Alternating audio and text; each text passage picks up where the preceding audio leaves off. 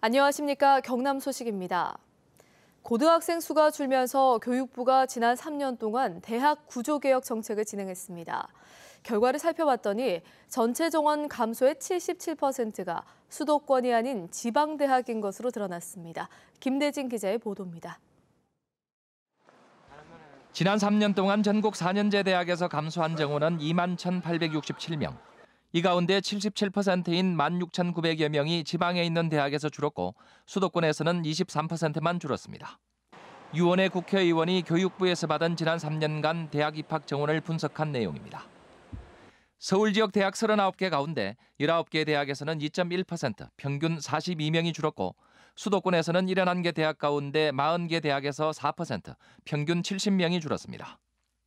반면 지방대학에서는 7.7%, 평균 140명이 줄어 서울보다 3.6배, 수도권보다 1.9배 많았습니다.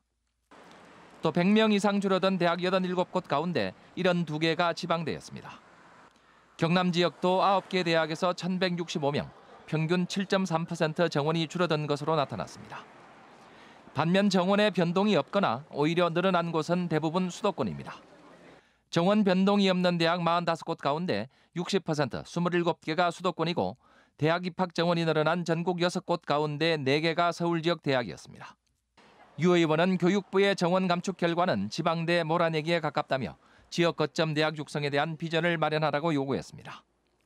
이에 대해 교육부는 자율 정원 감축은 70% 이상이 지방대에 집중됐지만 내년부터 진행되는 구조개혁 평가에 따른 추가 감축에서는 수도권 대학이 50%를 차지할 것이라고 설명했습니다. KBS 뉴스 김대진입니다. 경주에서 발생한 강한 지진으로 지진은 물론 경남과 부산 지역도 원자력 발전소의 안전에 대해서 우려가 큰데요. 지진에 대한 고려 없이 진행된 원전 정책의 문제점 짚어봅니다. 최재훈 기자입니다. 2011년 3월 일본 후쿠시마 원전 3기가 연쇄 폭발했습니다. 지진 해일이란 끔찍한 자연 재난과 이에 대한 대비가 부족했던 일본 사회의 무사한 일이 빚어낸 사상 최악의 원전 사고입니다. 우리나라에도 유사한 사고가 일어날 수 있다는 우려가 커지자 정부는 원전의 안전성을 높이기 위한 긴급 대책을 내놓았습니다. 그러나 5년이나 지난 현재 달라진 건 별로 없습니다. 해일에 대비해 담벼락을 높였을 뿐 내진 성능 강화 사업은 고작 3분의 1을 끝냈을 뿐입니다.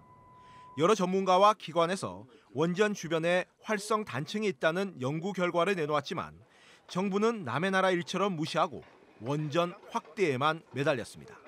지난해 월성 1호기를 연장 가동시켰고 올해 신고리 5, 6호기 건설을 시작했습니다. 활성 단층이 있다는 거는 산수원도 알고 지질학계도 다 압니다. 그런데 사실은 그게 대해 적극적으로 연구를 안 하는 거죠. 그걸 자꾸 고려 대상에서 자꾸 빠지고 있죠. 일본 수준으로 개선하겠다던 원전 사고 대응 체계도 사실상 제자리 걸음입니다. 방사선 비상교획구역은 법이 정한 최소 수준으로만 설정했고 원전 사고에 대비한 대피 훈련도 아직 연례 행사에 머물고 있습니다. 행동요령 숙지 부분을 저희가 이제 그동안에 홍보를 한다고 했음에도 불구하고 시민들한테는 이게 많이 홍보가 안 됐습니다. 이번 경주 지진은 국민들을 공포로 몰아넣었지만 한편으로 그간 베일에 가려져 있던 우리나라 원전 정책의 문제점을 확인하는 계기도 됐습니다. 원전 바로 옆에서 일어난 지진을 몸소 경험한 시민들에게 지금 필요한 건 지금 바로 선제적이고 적극적인 안전 조치를 취하겠다는 약속뿐입니다. KBS 뉴스 최재훈입니다. 창원지검 거창지청은 지난 4.13 총선을 앞두고 치러진 경남의 한 지역구 새누리당 경선에서 상대 후보를 협박한 혐의로 거창의 조직폭력배 두목으로 활동한 45살 A씨를 불구속 기소했다고 밝혔습니다. A씨는 산청, 함양, 거창, 합천 선거구의 새누리당 경선 과정에서 신성범 후보를 지지하며 상대였던 강석진 후보에게 선거운동할 때 조심하라고 발언하는 등 수차례 협박한 혐의로 기소됐습니다. 하지만 검찰은 신전 의원 측 진술 등을 바탕으로 A씨가 신전 의원 캠프와 직접적인 연관이 있는 것은 아니라고 판단하고 있는 것으로 알려졌습니다. 따옥따옥 따옥 소리, 우리에게 동요로 익숙한 새 따오기는 87년 전, 37년 전 우리 들녘에서는 사라진 천연 기념물인데요. 보건사업 8년 만에 개체수가 171마리로 늘어나 내년 방사를 앞두고 오늘부터 일반에 공개됩니다. 정유진 기자의 보도입니다. 사육장 너머 무리지어 노니는 새들. 머리 뒤로 뻗은 부채꼴의 새하얀 깃털과 선명하게 대비되는 눈 주위의 붉은색. 천연기념물 198호 따오기입니다. 미꾸라지와 개구리를 주로 먹는 따오기는 옛날 우리 들에서 흔히 볼 수 있는 겨울철새였습니다. 과거 때 문헌을 보면 전국 각지에서 관찰되었다는 기록이 있습니다. 그전에부터 사양도 해왔었고 또 전쟁에 해가지고 개체수가 많이 줄어든. 2008년 중국에서 암수 한 쌍을 들여와 시작한 복원사업은 근친교배로 암컷이 3배나 많이 태어나면서 난관을 겪었습니다. 2013년 한중 정상회담에서 다시 수컷 2마리를 기증받아 복원사업은 탄력을 받았고 현재 개체수가 171마리로 늘었습니다. 당시 시진핑 따오기라며 국빈급 수송작전이 화제가 되기도 했습니다. 내년 정도에 오픈업의 방사할 계획을 가지고 있습니다. 대인 적응 훈련이라든지 천적 훈련, 비행 훈련, 먹이 먹는 훈련 등을 시켜서 거기에 적응하는 애들만 오픈. 구슬픈 울음소리로 가을밤에 정취를 더해주던 따오기. 오늘부턴 보건센터에서 일반에 공개되고 내년에는 우리 산과 들에서도 다시 볼 수 있을 것으로 기대됩니다. KBS 뉴스 정유진입니다. 합천의 한 양계장이 폐사한 닭을 불법으로 매물 처분해오다 적발됐습니다. 침출수로 인해 지하수 오염이 우려되는 데다 주민들도 고통을 호소하고 있지만 정작 합천군은 불법 매립을 까맣게 모르고 있었습니다. 김준원 기자의 보도입니다. 어른 가슴 깊이로 패인 구덩이에 거뭇거뭇한 물체들이 보입니다. 폐사한 닭들을 몰래 묻은 겁니다. 양계장에서 폐사한 닭은 폐기물 처리 업체에 맡기거나 소각해야 하지만 불법으로 매몰 처분한 겁니다. 드러난 것만 석 달 동안 1,300여 마리에 이릅니다. 저희가 그걸 몰랐습니다. 하루만 몇 마리는 갖고 갈까 처리하지 못하고 그만 먹으면 또좀 그냥 갖고 와봐 이래가지고 그러시고. 불법 매립이 최근 몇 년 동안 계속 이어졌다는 주장도 나오고 있습니다. 문제는 토양과 지하수 오염 등 2차 피해가 우려되는 점입니다. 양계장에서 1km 떨어진 마을 주민조차 불편을 호소하고 있습니다. 까마고 가요. 그거 뜯어물어 와요. 그 닭을 갖다 이어난 거. 그 물이 내려오지 올라가겠는 게. 아니, 물이 지금에 보도 못하네 자시 보면. 하지만 사유지에서 불법 매립이 이뤄지다 보니 합천군은 사전에 알아채지 못했습니다. 동천연병 우려라든지 이런 문제 때문에 외부인의 차단이 좀 많습니다. 당사자들이 신고가 들어오면 저희들이 단속하고 있는 그런 실정입니다. 합천군은 뒤늦게 해당 업체를 고발하고 불법 매립 실태 조사와 원상 복구를 명령하기로 했습니다. KBS 뉴스 김준원입니다.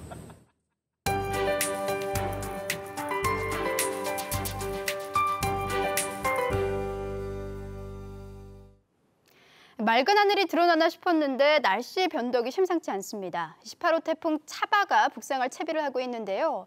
지금은 오키나와 해상에 위치해 있지만 점차 제주 동쪽 해상까지 올라가겠고 내일은 대한해협을 통과할 것으로 내다보고 있습니다.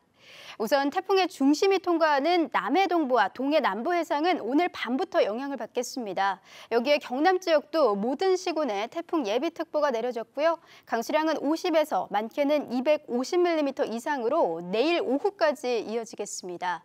특히 해안 지역은 매우 강한 바람과 함께 시간당 30mm가 넘는 집중 호우가 쏟아지는 곳도 있겠습니다. 안전사고에 각별히 주의를 하셔야겠습니다.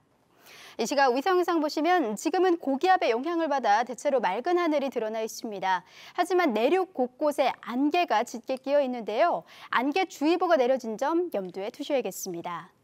기온은 어제 같은 시각과 비슷하거나 조금 낮게 출발합니다. 창원 20도, 의령과 함안 18도로 출발해 낮 기온은 거제 27도, 밀양과 창녕 28도로 예상됩니다. 서부 지역도 낮 동안엔 다소 덥게 느껴지겠습니다. 진주 16도, 거창은 14도로 시작하고요. 한낮에는 남해 27도, 하동과 사천 29도까지 오르겠습니다. 바다의 물결은 0.5에서 최고 8m로 남해 동부 먼바다에서 매우 높게 일겠습니다. 기상정보였습니다. 함양군이 미국 펜실베니아주의 도시 몽고메리 타운십에 방문해 자매 결연을 하고 양도시 간의 교류를 추진하기로 했습니다. 양산시가 가산 일반산업단지 조성이 예정된 동면의 가산, 금산리 등을 오는 2019년 10월까지 3년간 토지거래계약 허가구역으로 지정한다고 밝혔습니다.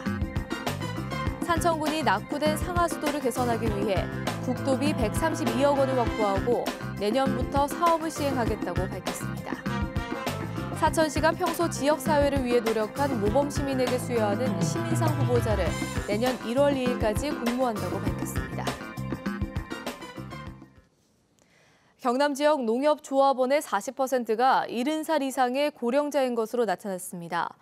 농협중앙회는 전체 농협조합원 가운데 38.1%인 87만 6천 명 정도가 70살 이상이라고 밝혔습니다. 경남은 40%로 45%인 전남과 40.7%인 전북에 이어 전국에서 세 번째로 높았습니다. 김해시 의회가 뇌물공여 혐의로 구속 기소된 김명식 의장의 사퇴서 제출건을 내일 열리는 본회의에서 의결할 예정입니다. 김 의장의 사퇴서가 의결되면 차기 의장 보궐선거는 이르면 오는 중순 임시회나 다음 달 정례회에서 처리될 예정입니다.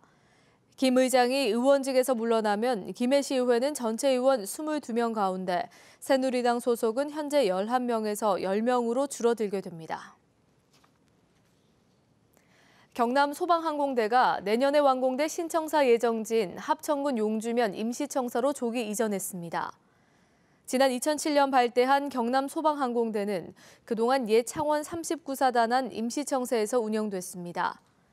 경남 소방항공대 합천 신청사는 내년 상반기에 완공될 예정이며 소방 차량 등의 접근이 불가능한 산악과 도시 지역 등에서 인명을 구조를 주 임무로 하고 있습니다. 창원시가 시민들에게 지역의 우수한 문화예술 유산을 알리기 위해 문화예술 역사 투어를 합니다. 창원시는 다음 달 말까지 매주 목요일마다 11차례에 걸쳐 김달진 문학관과 웅천 도요지, 문신미술관 등 창원 지역의 문화예술 관광지를 둘러보는 프로그램을 진행합니다. 창원시는 당초 시민 300명 참여를 계획했지만 신청자가 많아 행사를 확대할 계획입니다. 환경보호와 조선업 활성화를 위해 오래된 선박을 퇴출시키는 친환경 선박지원법이 추진됩니다. 해양수산부는 새누리당 김성찬 의원이 발의한 이른바 친환경 선박지원법 통과를 위해 기획재정부 산업통상자원부와 협의를 시작했다고 밝혔습니다. 해수부는 친환경 선박 구매나 노후 선박 폐선에 대한 지원이 필요하다고 설명했습니다. 한국은행 경남본부의 기업 경기조사에서 지난달 경남의 제조업 업황 실사 지수는 51을 기록해 전달보다 3포인트 하락하고 이번 달 전망 지수도 2포인트 떨어졌습니다. 비제조업 부분도 이번 달 전망 지수가 1포인트 하락해 제조업과 비제조업 모두 비관적인 전망이 우세했습니다. 조선업 불황으로 문을 닫는 업체가 늘어나면서 거제와 통영, 고성 지역의 채당금이 올 들어 100억 원을 넘어섰습니다. 통영고용지청은 지난 8월 말까지 거제, 통영, 고성의 채당금 지급액이 111억 1천만 원으로 지난해 같은 기간보다 69.6%가 늘었다고 밝혔습니다. 채당금 제도는 파산 등으로 근로자가 일자리를 잃게 되면 정부가 먼저 체불 임금을 지급하고 이후 해당 기업에 돈을 받아내는 것입니다. KBS 뉴스를 마칩니다. 고맙습니다.